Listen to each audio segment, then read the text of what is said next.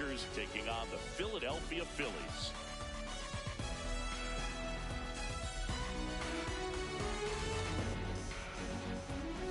John Shambi along with Chris Singleton. So the Texas Rangers looking like a team that could make some noise. It's a strong roster to start the year. Where do you think they stack up among the league's best? Oh, Boog, they're definitely contenders, no doubt about that. Plenty of talent on this roster. Maybe not a juggernaut, but a good team. And I think they might need to. And on the mound in this one, Zach Wheeler. Lots of punch outs.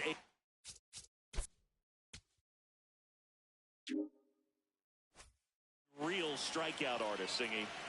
Comes into this start sporting a lifetime ERA just over 3. He's been pretty great for most of his big league career.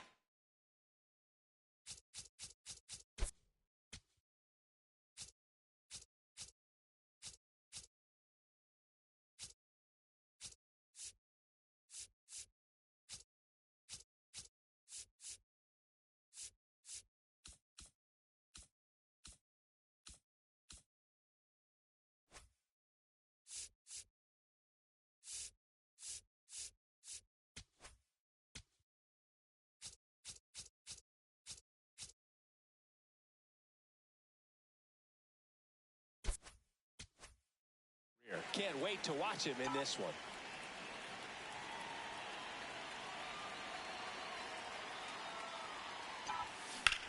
Hard grounder into the outfield for a knock. So a man on base to start the inning.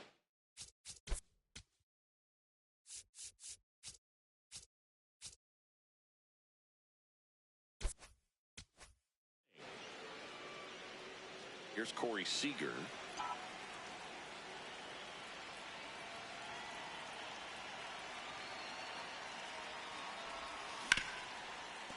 Nice grab. There's one. To first. Double play. Nicely done. Oh, man, what a smooth double play. That was a thing of beauty from start to finish.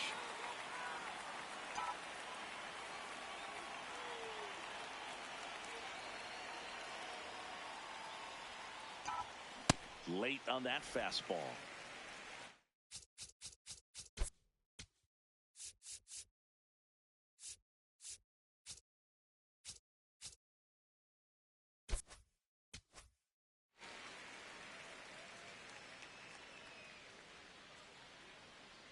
Two down, nobody on. Swing and a ball popped in the air. Sosa under it. And that is that. Trey Turner stands in for the Phillies. Hey!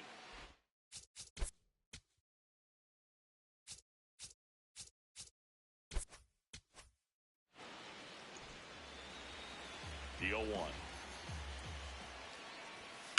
In the air, right field. Nimmo moving under it. And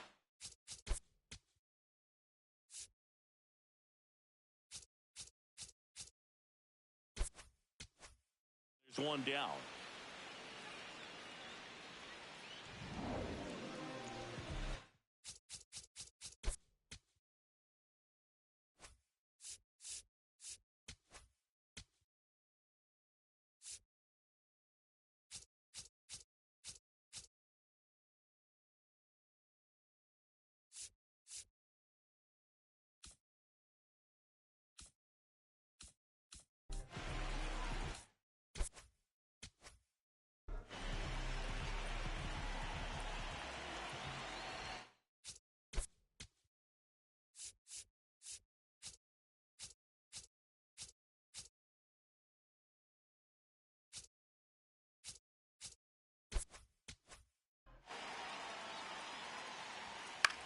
This one popped up. Brings it in. That's out number 2. And Kyle Schwarber will come up. Big time power. Kyle Schwarber.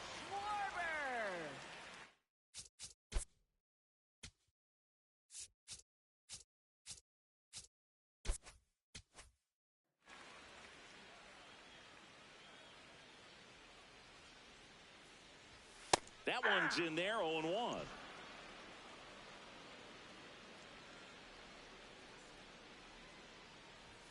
misses just off the outside edge. I think that was a strike. I thought that was a strike, and here's a challenge. It just shaved the zone. So they've still got both their challenges.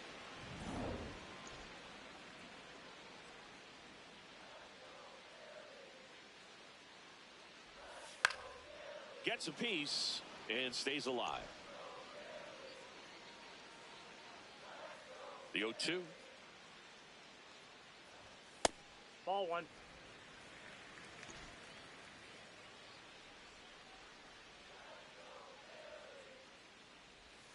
Swing and a miss. Struck him out. Third out, and that ends the frame. We played an inning. No score. Back here, Citizens Bank Park. Top of the second, Jake Burger stepping in for the Rangers.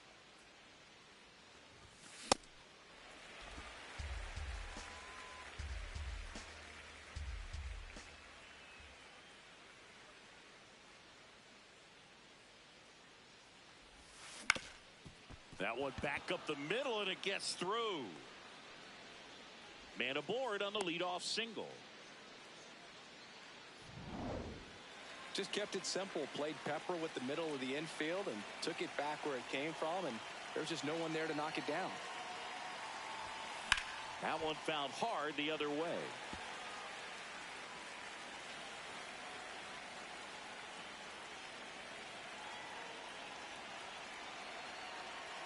Here's 0-1. Swings through that. Dave Lawrence behind the plate today. Consistent and pretty accurate with the balls and strikes. Yeah, he's one of those guys, Spook, that just keeps the game moving. Nothing overly unique about the strike zone that he calls, and as a result, he's appreciated by both sides.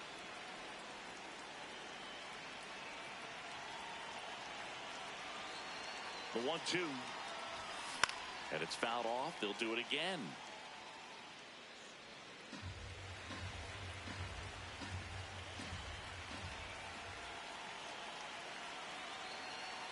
The 1-2. The other way, and it goes just foul. Burger aboard here at first with nobody out.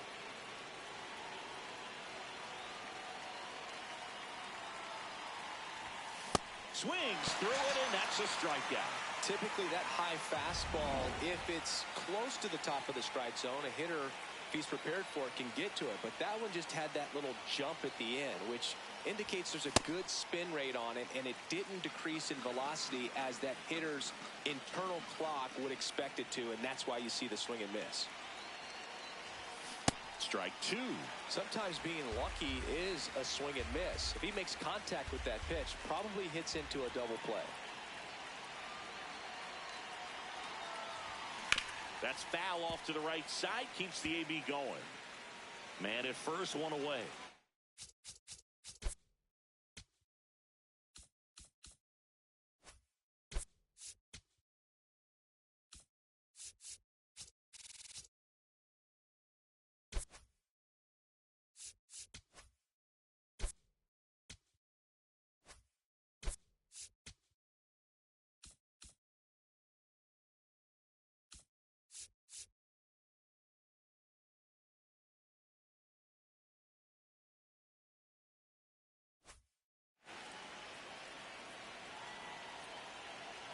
The 0-2.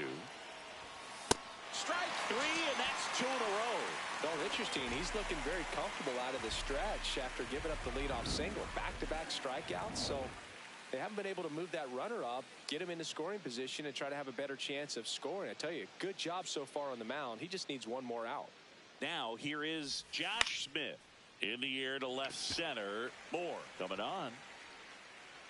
Pulls it down, and he makes the catch. Bottom of the second, and now it's the cleanup spot for the Phillies. Edmundo Sosa. That's a ball.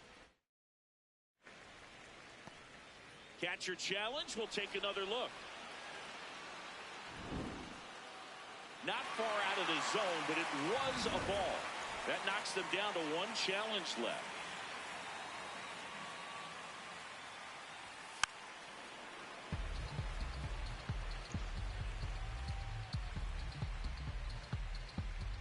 Here's a 1-1. And a big swing and a miss.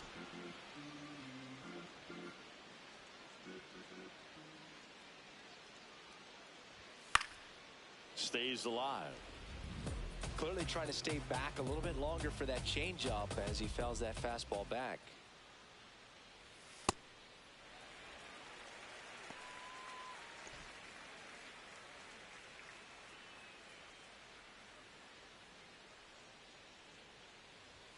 And now the count filled up 3-2. That one called just inside, I think, and on the mound, he's trying to get a little bit of an explanation. Doesn't seem to be too bothered by it, though, but he clearly thought it clipped the corner. Got him. One gone here. And, Chris, that's a way to neutralize his speed by keeping him off base. And the defense breathes a sigh of relief because he puts pressure on everyone if he can put the ball in play. But that's how you do it. Keep him off balance, get him out of there, and deal with the next guy. This one in the air, center field. 2 down. Brandon Marsh steps to the plate.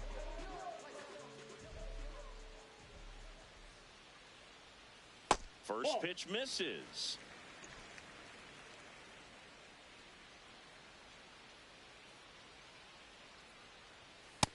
Looks like a really good fastball today. You can hear that catcher's mitt pop it.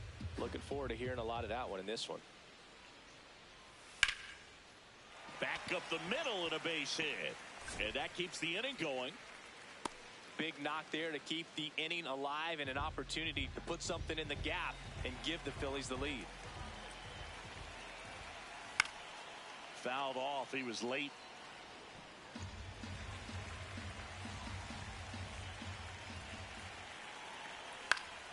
Next offering is fouled back.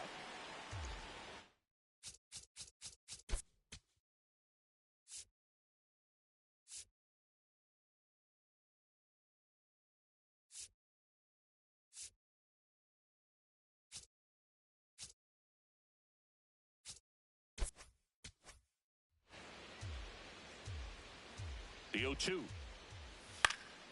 Knocks that one away, and we'll do it again. Here's the 0-2. Bounce to third. Young tosses to first. That ends the frame. We'll move to the third with no score.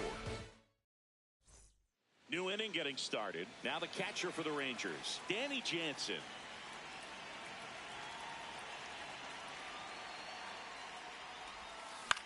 Ground ball right side. Harper steps on the bag. One pitch and one out.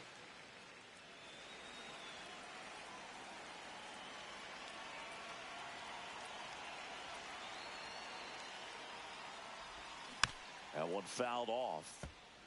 Wheeler, more than 100 career wins on the mound, and he was awarded a Gold Glove in 2023. A little out front there as he swings through it. Well, this can be kind of frustrating for the hitting coach. Right now, this lineup seems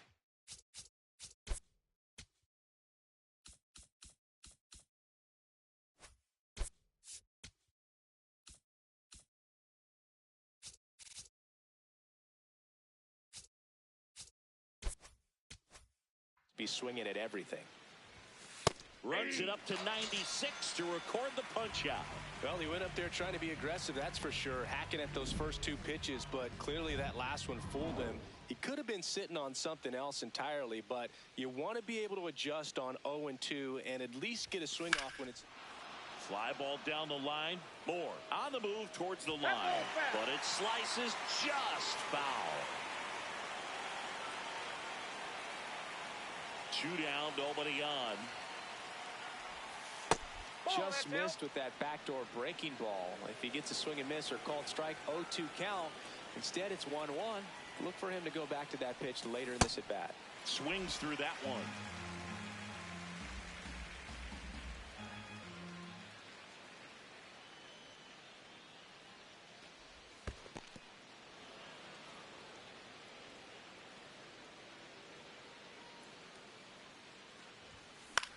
In the air to left center. Moore under it. And that is that. Rangers go down quickly there. Home half of the third coming up. No score.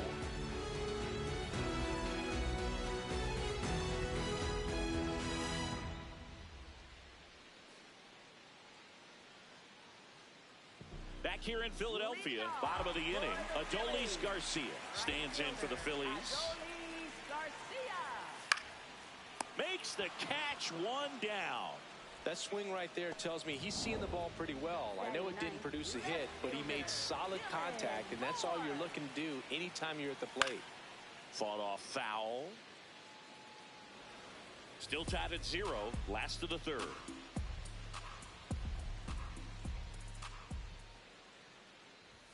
Fastball for a strike. Feels like the fastball is catching them off guard at times. They've watched several go by for strikes, and they're still not attacking them for some reason. High fly ball lifted in the air right field. And there's 2 away.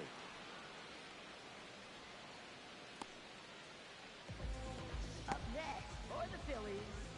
So the Philly batting order turns over. Here's the shortstop at the plate, Trey Turner. Fastball for a strike. Well, impressed that he went right after him on that first pitch. That's the key. Try to get ahead in the count, and you can play around a little bit more as the at-bat expands. 0-2 now. Gets a piece there. We'll do it again.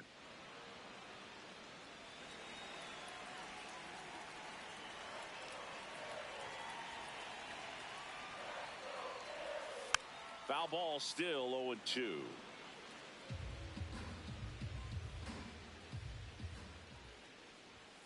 He goes down looking. Down quickly. Welcome back. Here's a look at this team's early season projection.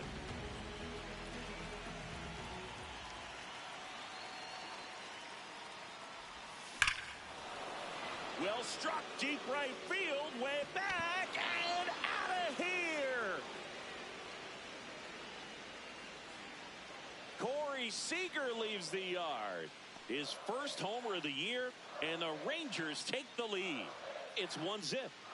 The one thing the pitcher didn't want to happen just happened. That's not an easy one to stomach. Just a nice job. Recognizes off speed as that leg hangs in the air a little bit, but he gets it down, hits against a strong and firm front side, and that's knocking a cheesesteak out of somebody's lap. I would be upset if somebody knocked a cheesesteak out of my lap, I'll tell you that. I don't think that's possible. You're too quick.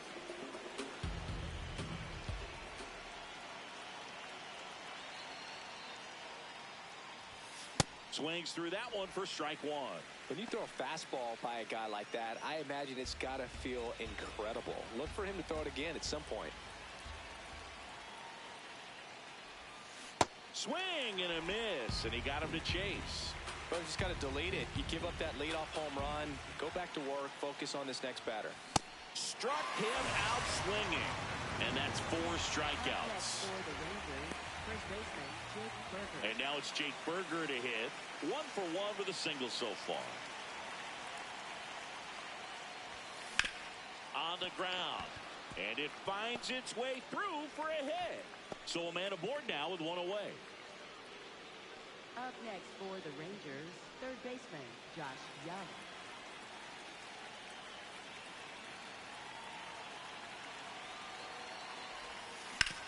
Ground ball could be 2. Over to Turner for 1, and their second double play of the day will end the 4th. The Rangers do get one back on the long ball. It's now 1-0.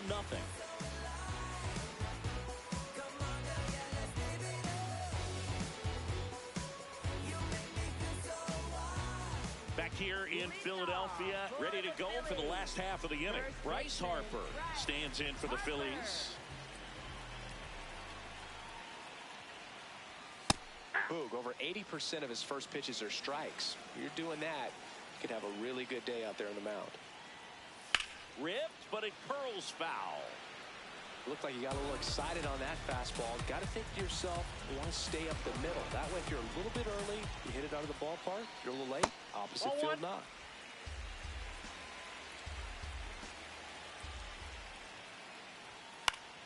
Keeps the at-bat going with a foul ball.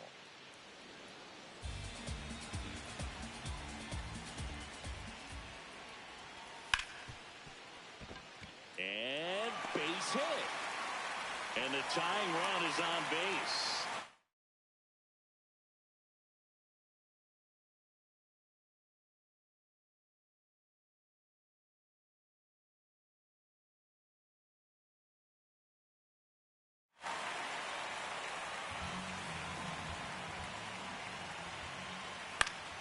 And that one fouled off. Now the 0-1. Yeah, that's fouled off.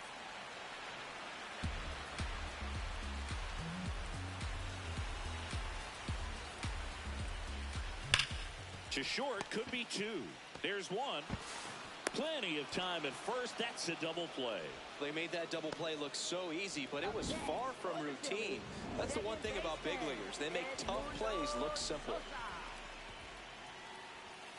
Sosa in the box as he fouls off the first pitch. Foul ball there.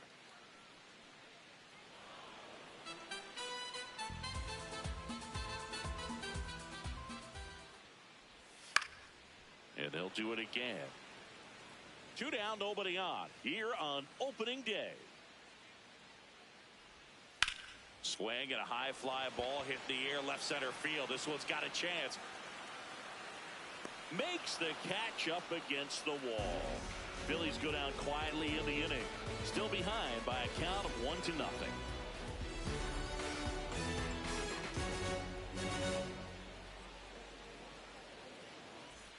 Back at Citizens Bank Park, we go to the top of the 5th. Evan Carter stepping in for the Rangers. You want to use the microphone? Yeah!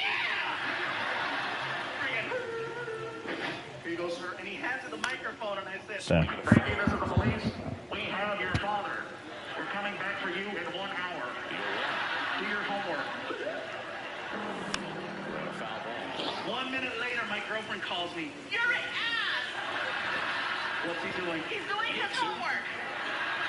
That's called parenting, baby. I don't think he was trying to miss by that much or no too flat. He just tried to make a throw.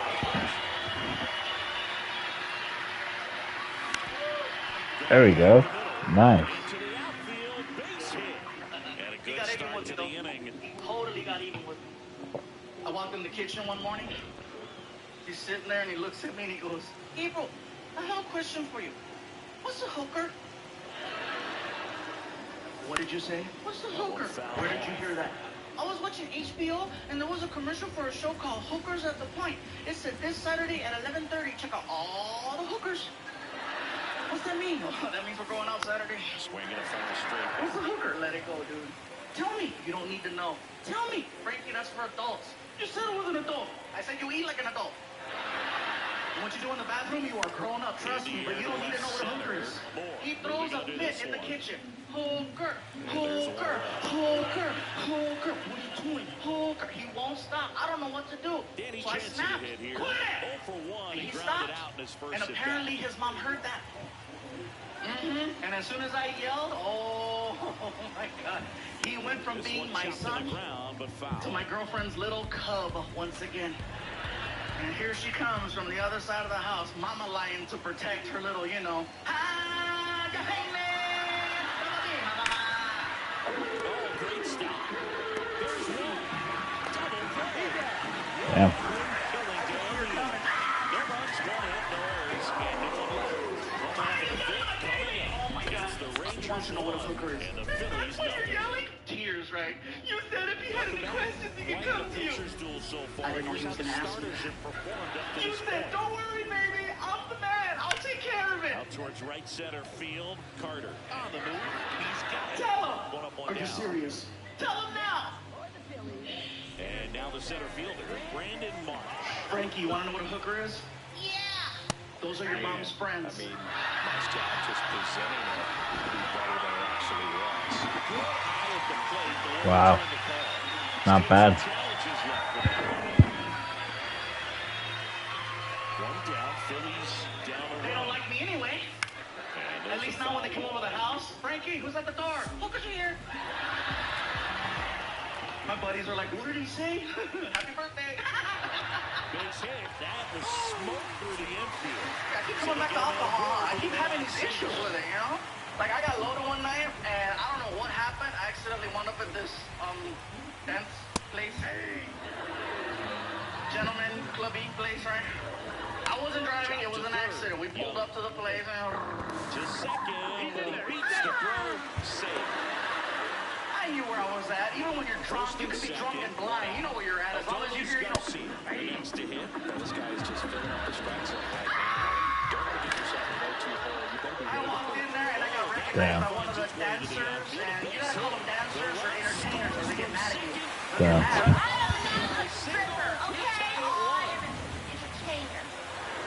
I'm like, no, I'm an entertainer. Dish looking to lift the You're ball in the air in this nasty. spot. Anything but the inning to play there. And it's a base hit. Some girl recognized me, she's like, oh my God, I know who you are. You're famous. And I'm like, oh no, oh no. And some other dancer was spinning on a pole over her famous, and she stopped. Give him the lead. She walks over, oh my God, you're famous? Can I have your autograph? Swing, so I that's said, you don't even box know that me. feels a little extra sweet. Here comes the always dangerous Bryce Harper What's her in a name? big situation. And that one ripped to What's left. her last name? That is the inning. With 4-5, it's the Phillies 2. With all my love and affection. So let's take another look I got at the mad, most so I important wrote moment so far. George Andrew Lopez. McCutcheon digs in now. Rolling up. Down by one. I was drunk. I didn't care, right? I was loaded. She freaked out. She's like, oh my God. Oh my God. Nah. George Lopez. Yes. I can't help it, you guys. I was so drunk, I did this. I said, Defensively, but with all of their nicks, they can get real tricky down in the corner. Kept it to a long single. Nice defensive play. Swung on, belted. Good shit, Brandon.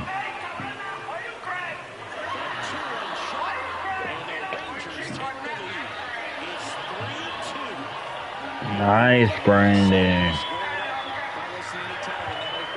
I won't lie, you guys. George knows I do that. Seager stands in I now. don't think he likes it. Coming off an absolute I've done that to a couple of other people, you know. I did that to Paul Rodriguez, and Paul was cool. Paul was really cool about it. He was like, you know, Nah. I heard there's a guy out there who knows how to talk like me. Is that you? I said, yeah, that's me. something they can handle. Got the top of the ball. That's pretty good. I said, Pretty far through the infield, so I think he'll be happy with that swing. hey, can you go Mencia? The game plan for this offense has been pretty clear. They're being aggressive on the plate and still finding ways to pick their spots without falling into the habit of being over-aggressive. Hits on the first pitch alone, so they're swinging and connecting right out of the gates. Now, Carlos knows I do that, and he gets mad at me because he goes, you gotta do it better.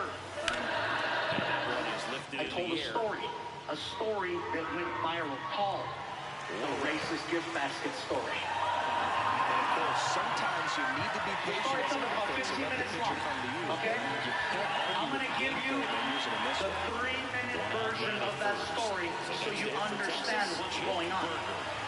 Basically, Martin and I are doing a show in Sacramento, California. We're driving from LA to Sacramento. We're passing through a small town called Fresno. As we're passing through Fresno, we reach out to the local promoter who does the shows there. We're good friends with him. And he tells us, you know, because we're trying to have lunch. And he goes, he's busy. By the way, G. Riley's in town. And we're like, oh, shoot, our friend G. Riley's in town. He's at the hotel. All right, he's at the hotel. We knew exactly where he was at. So I say, Martin, how about we go and visit G? Martin goes, let's stop by. I figured first, let's go pick up some soda, some drinks, so we can surprise him. So we get to the market. As soon as we walk in the door, we see a whole pile of gift baskets. Martin goes, we should get him a gift basket.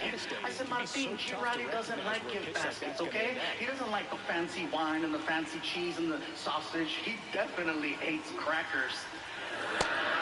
Damn. You don't even know why that's so funny. But anyways, I said, how about this, Martin? He doesn't know we're coming. Let's have a little fun with him. How about we make him a racist gift basket? And Martin goes, Damn. I go, you know, Martin, a racist gift basket. A gift basket design. I like the sliders I have now. Now, in G's case, he's black. It was easy. Now I say We're only up by one. I say easy.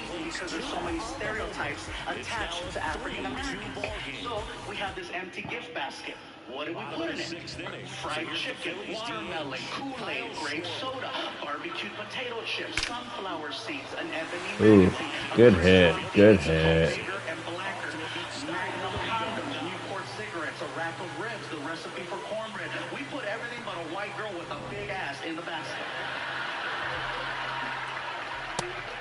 We wrapped it up really nice. We put a big bow on it, and we took it to the hotel. We had the girl at the front desk deliver it to his room. Martina and I are waiting in the hallway where he can't see us. So she knocks on the door. She Riley opens the door. She gives him the gift basket. He says thank you, closes the door. Martina and I run over to the door, and we start listening to him opening up the gift basket. As he's opening it, he's getting excited. And he is enjoying every single thing. He is pulling Damn. that basket. He is loving this basket until he realizes it's a practical joke. And then he freaks out because he read the greeting card. The greeting card freaked him out because now he thinks that the KKK sent the gift basket. Now some of you are like, why does he think that? Because that's what we wrote. If you're going to do a practical joke, you go big or you go home is what I'm trying to say. So he freaks out and he tries to run out of the hotel room. As soon as he gets in the hallway, he sees Martina and I laughing, and he puts two and two together. So then he cusses us out, he forgives us, gives us a hug, high five, we go back in his room, and then I eat his chicken. What winds up happening is that story goes crazy on Comedy Central. People are giving him a hard time, so they pull it. Next thing you know, I upload it through YouTube. 10 million views it gets on YouTube. Then they flag it because the word racist is on the title, so it gets pulled off. So then I re-upload it, it gets another 10 million, then I had people share it.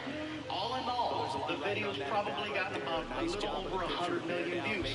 So here's what happened. Excellent piece of work. Just like the chocolate cakes.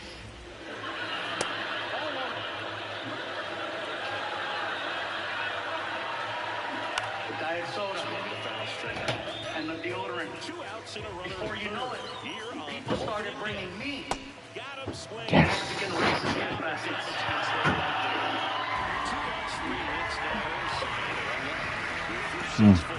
Now, when it first started happening, listen guys, I'm not gonna lie, it was actually kind of cute because it was only other Mexicans bringing me these quote-unquote Mexican racist gift baskets. It started in LA after a show. This one guy walks up to me with a basket and he's like, hey, what's up, homie? Got your racist gift basket. I said, we're the same race. Hey, whatever. All right, whatever. Oh, damn. All the items in the basket made it to my house. That was a Mexican blanket with a tiger on it, a bunch of bottles of Fanta, bottles of Sangria, Vicente Fernandez CDs, Mexican candy, pan dulces, sweetbread. Oh, everything made it to my very. house. Now, the more East Coast we started traveling, and the more down south we started performing, Ooh, good sleeper. I creative. The gift basket started getting. Fast forward to Damn. Mobile, Alabama. can't believe I'm listening to Phillies. Oh, it gets good. Earlier tonight, before we kicked off this special, my friend Martin was out there making a couple of announcements.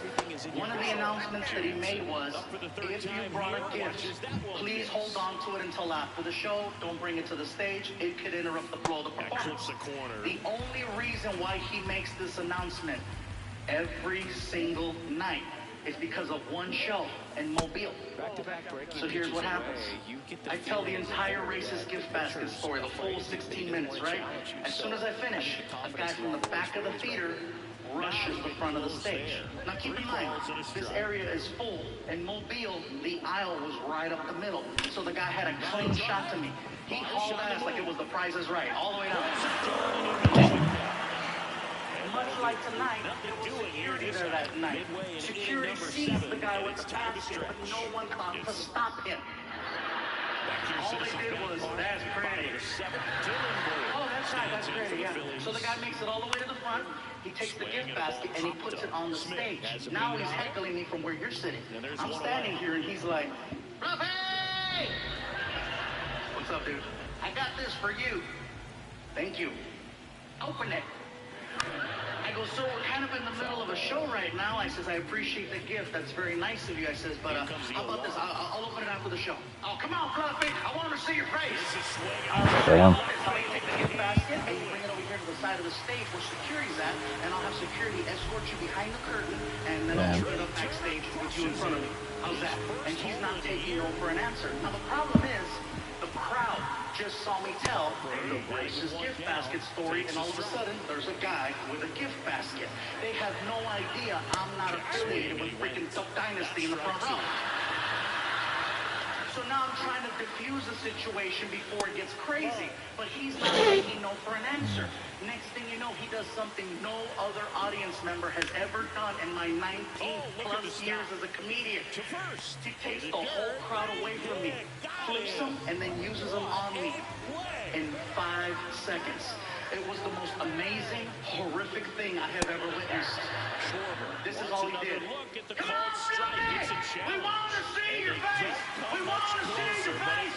We want to see your... He gets 2,000 people behind him to start chanting, we want to see your face! We want to see your face! It was very evident this was not the first rally he's ever led. The crowd is so loud, I can no longer hear myself over the monitor, so I'm like, I lost. So I get on my hands and knees, I put the microphone down, I grab the gift basket, and I start tearing it open. I reach in. Forget about pulling out Mexican soda, Mexican candy, or a Mexican blanket. This dude was a pro. I started pulling out gardening tools.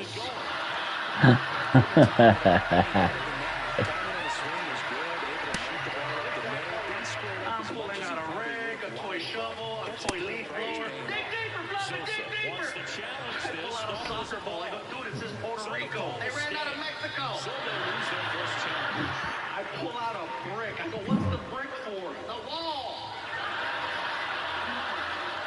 I pull out an actual application for U.S. citizenship. I said, there's no way this can get any worse. Dig deeper. I was wrong. I pull out an old school box of Crayola crayons. You know the 64-pack that has a sharpener in the back? Okay. There's a window on the front of the crayons so you can see all of the colors that are in the box. All of the crayons in the box are brown except for one white crayon right in the middle. And I said, what the hell is that supposed to mean? And he looks at me and he says, welcome to my world.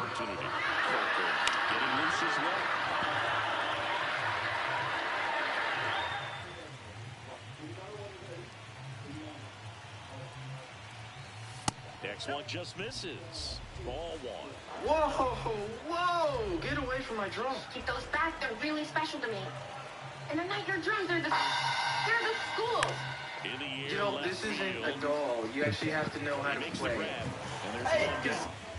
Eagles defensive tackle Umar Bernard has the perfect nickname with him being in Philadelphia. So at 6'4", 306 pounds with 6% body fat, the 21-year-old Nigerian makes most NFL defensive linemen look very average. Running a 4.6 Oh my God. and posting a broad jump over Oh, thank God. the next closest defensive tackle in that category. That's poor. Bernard's the creative player everyone builds in a video game, which is where his trainer Devon Gopi reveals Umar got his nickname. Literally the definition of what you would call like staying alive. Like the dude looks like a mannequin. Like, honestly, it's almost fake. Like a lot of the guys who work with him, they will call him AI. AI is pretty dope, especially with Bernard being in Philly, but the more you learn about him, the more he lives up to that nickname. For instance, Gopi shared that before some testing ahead of the draft, Umar did everything in socks, because somehow the shoe orders got mixed up and nobody had a size 18.5 shoe for Bernard to use. Although that didn't stop the Nigerian nightmare, he just decided to blow everyone's mind despite not having all the equipment. He goes in there with socks. He jumps 38. He goes with socks. And that blew my mind right to the there. I was like, that's ridiculous. He might have done 38 on the bench, 33 reps on the bench, and probably broad jump 10.5. In October. Obviously, it's all going to translate on the field, but Gopi said Bernard has a knack for picking up things really quickly, while also having a much bigger personality than a lot of people realize. We ain't gonna risk Amy. It seems like an eternity, especially We ain't gonna risk. I would think that's phenomenal. Like, 300 pounds. He was pre-testing at 4'5". Wow. He got out of that. You're probably going to get a little more weight because we're going to be training you like a track athlete. I'm one thing. It's off. He was like, I don't want to get fat. I want to stay sexy. And I just thought that was weird.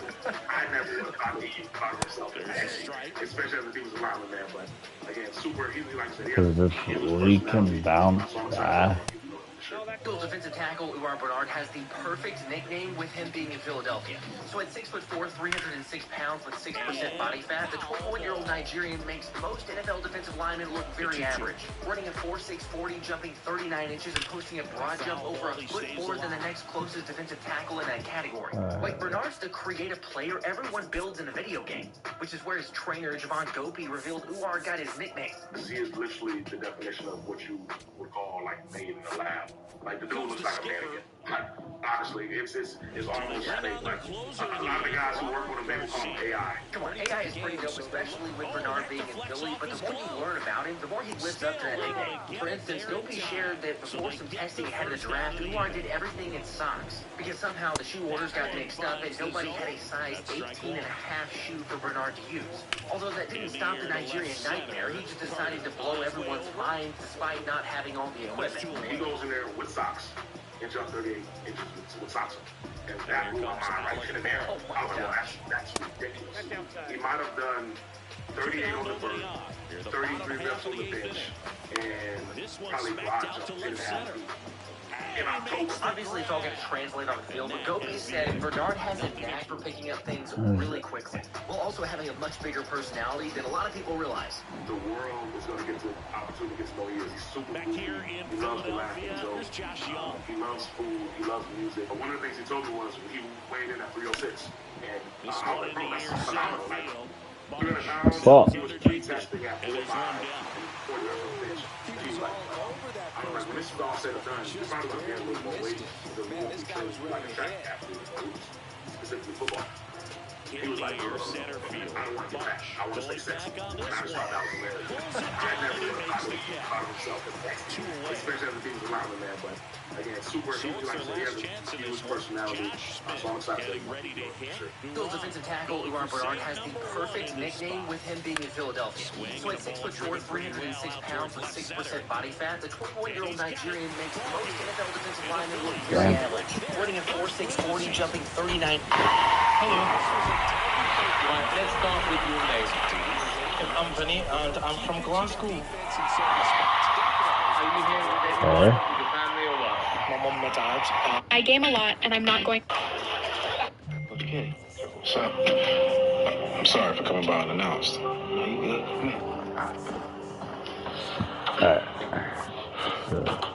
I get the sense you like surprising folk. Nah, I just like to keep my cards close to the vest until I'm sure about someone. I gotta ask, man. What's going on? That's 3 times in 2 days I've seen you. I wasn't running last night an accident or on purpose? Honestly, that was an accident. For real. But being at the combine today, that was on purpose. Okay. Come to Golden Angeles. Excuse me? Spencer James, I'm officially offering you a scholarship. I would have said something last night, but I had to prove to my boss that you were the right fit for our school. And worth the fight. So what do you think?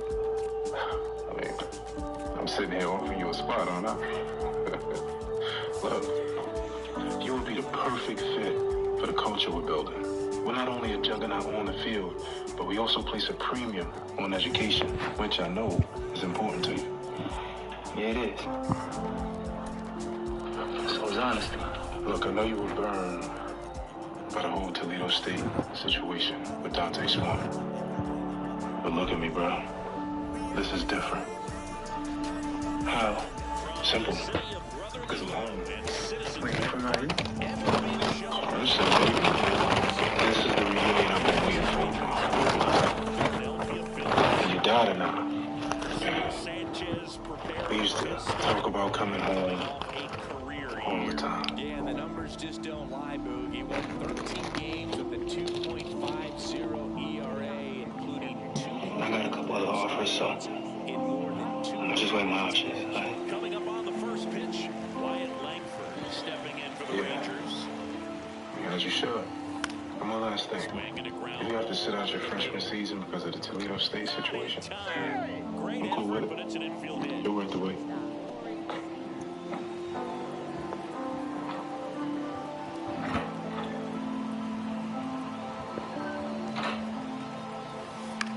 This one in the air right field. Coach Kenny, so what's up? And that'll fall for a I'm sorry for coming by unannounced. First and second now with nobody out. I get the sense you like surprising Paul. Nah, I just like to keep my cards close to the vest until I'm sure about it. Here's Brandon Nimmo. Out of line, out towards center. I gotta ask, man. What's going on? That's 3 times in 2 days. Get your grubby little mitts off my car! Logan!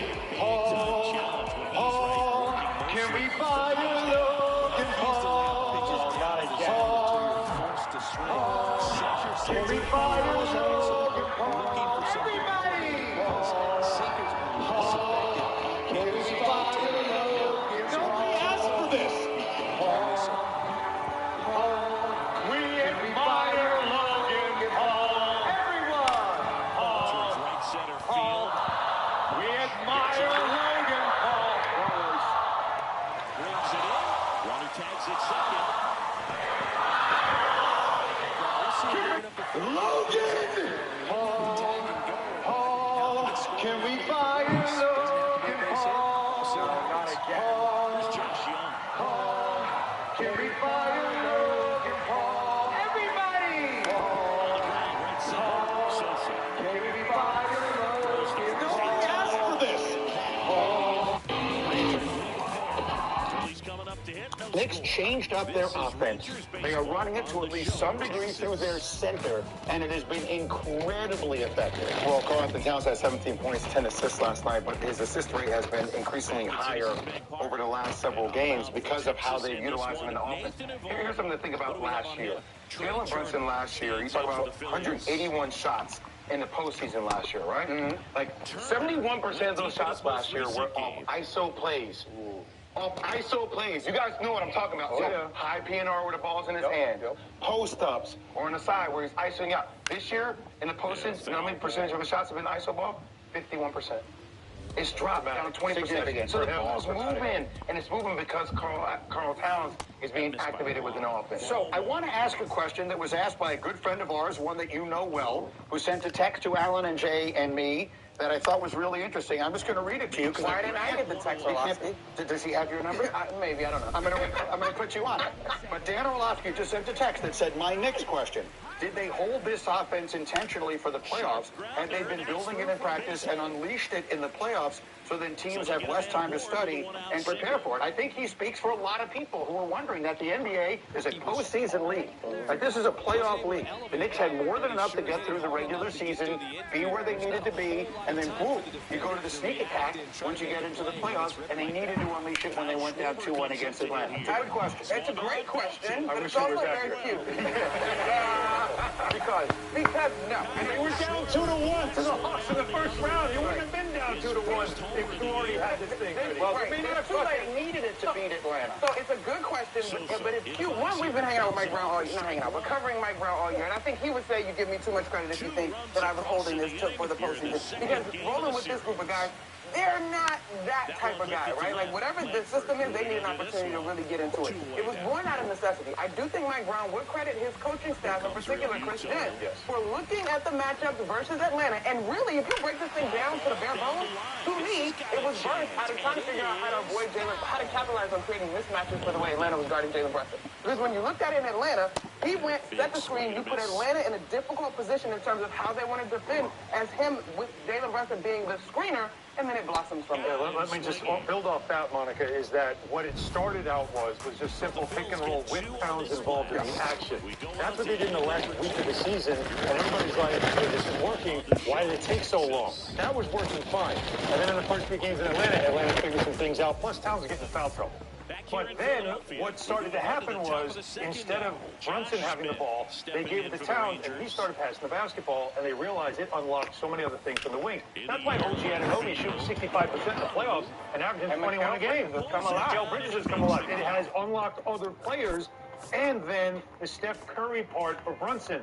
Brunson has figured out, because he has a high IQ as a player, how to run off screens, get open. And what you talked about, less ISO, more for Brunson, that has been what Quinn Snyder said.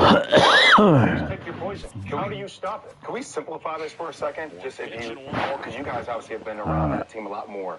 Regardless of whether the way it got there or not, it is here. Yeah. Hello? Right? And the fact that it is here compared to what you saw last year with Tibbs gets his team to a certain point, and it feels like they sputter out. Yeah. This offense and this defense feels like it's the best ever the Knicks have been. Yeah. And we're talking about them winning a potential championship now and competing against OKC. I think we were all at this table last year together. I don't know if you were with us, but I remember sitting across from you when they decided to move on from Tibbs. And Jay was like, what in the world, right? But this, to me, has been the quintessential reason why you did that, right? And whether you give the credit to Mike Brown or Mike, who has been very forthright about wanting this to be a collaborative opportunity, the new staff, the old staff, whatever, it has allowed this team. Oh, look at Spence out here siloed in his peaceful cocoon. Man, I'm just doing everything I can to bounce back from last night. Get my head in the right place before tomorrow's big homecoming game. Look, I don't know much about meditation, but I'm pretty sure this song right here ain't it. That's GA's fight song. Easily the worst construction of instruments, lyrics, and talent. Please. Music died for a few years when they made coastal fight songs. Maybe it's time to put your money where your cleats are. I'm down with you thinking. Whoever wins homecoming, the loser has to not only wear the winner's jersey, but you gotta walk around campus a whole day singing their fight song.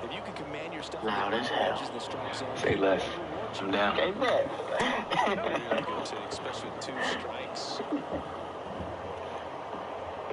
Yo, you good? Yeah.